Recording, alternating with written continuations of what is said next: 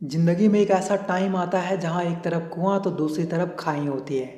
आगे बढ़े तो नुकसान, पीछे हटे तो नुकसान। इस तरह की परिस्थिति से निपटने के लिए रास्तों की नहीं तरकीबों की ज़रूरत होती है। आज मैं आपको 4 ऐसी तरकीबों के बारे में बताने वाला हूँ जो आपको बड़ी से बड़ी मुसीबत से बचा सकती हैं। इसलिए वीडियो कंप्लीट ज़रूर देखें, क्योंकि ज़िंदगी में कब कौन सी बात काम आ जाए कुछ कहा नहीं जा सकता। और यार, अगर अभी तक आपने हमारे चैनल को सब्सक्राइब नहीं किया तो सब्सक्राइब जरूर कर लें और वीडियो को लाइक कर दें। So let's start. जो पहली चीज है वो है दूर की सोचो और उसके बेनिफिट्स देखो, आज के लॉस नहीं। कभी कभी कुछ काम ऐसे होते हैं जहां हमें आज लॉस दिखाई देता है, पर आने वाले टाइम में उसी लॉस के प्रॉफिट्स भी होते हैं। पर हम आने वाले प्रॉफिट्स पर नहीं, आज के लॉस पर ज्यादा ध्यान देते हैं, जिसकी वजह से लाइफ में हमें सिर्फ लॉस ही झेलने पड़ते हैं।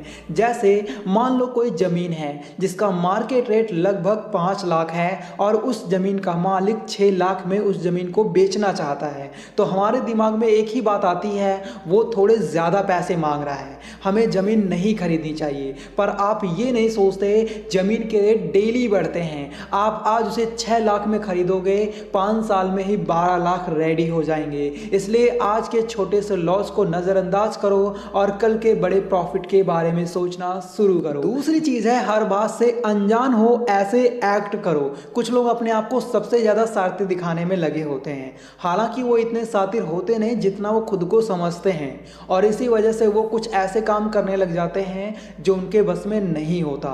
ऐसा करने से उनका टाइम और पैसा दोनों वेस्ट होता है।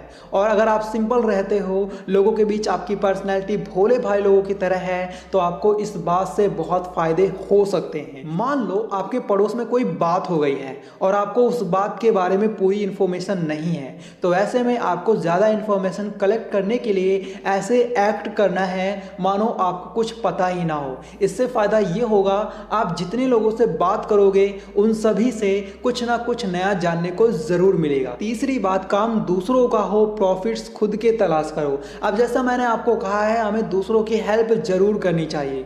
सोचो कितना अच्छा हो हम दूसरों की हेल्प करें और हमारा भी प्रॉफिट हो जाए, यानी एक पंथ दो काज। क्योंकि हो सकता है जिस रास्ते हम किसी की हेल्प करने के लिए निकले हैं उसी रास्ते आपको भी आना हो। अब ऐसे में आप दूसरों की हेल्प भी कर दोगे और आपका भी काम हो जाएगा। और आखिरी बात, जल्दबाजी से नहीं तसल्ली से काम लेना सीखो। बहुत सारे लोगों की पर्सनैलिटी बाहर से देखने में बहुत ही सुंदर और स्ट्रांग लगती है, लेकिन मुश्किल पड़ने पर उनकी हालत टाइट हो जाती है। इमरजेंसी के समय उनका दिमाग काम ही नहीं करता और वो हमेशा टेंशन में रहते हैं। ऐसे समय में हार मानने वाले लोग अंदर से कमजोर होते हैं और जल्दबाजी में वो भी काम करने को तैयार हो जाते हैं जो उनकी कंडीशन और भी खराब कर सकता है। मान लो किसी को इमरजेंसी के लिए कुछ पैसों की जरूरत पड़ गई, तो कमजोर लोग कुछ ना कुछ बेचने या गिरवी रखने के बारे में ही सोचते हैं, उससे ज्यादा वो सोच ही नहीं पाते। इस रास्ते के अलावा और भी रास्ते हो सकते हैं पैसा इकट्ठा करने के, बस आपको तसल्ली से काम लेना है, जल्दबाजी करके अपने आप को लॉस में नहीं डालना है। दोस्तों, हर सीधे साधे इंसान में ये 5 गुण जरूर होने चाहिए। जानने के लिए लेफ्ट वाली वीडियो देखो और अपनी वैल्यू बढ़ाना चाहते हो तो राइट वाली वीडियो देखो। Thanks for watching, take care.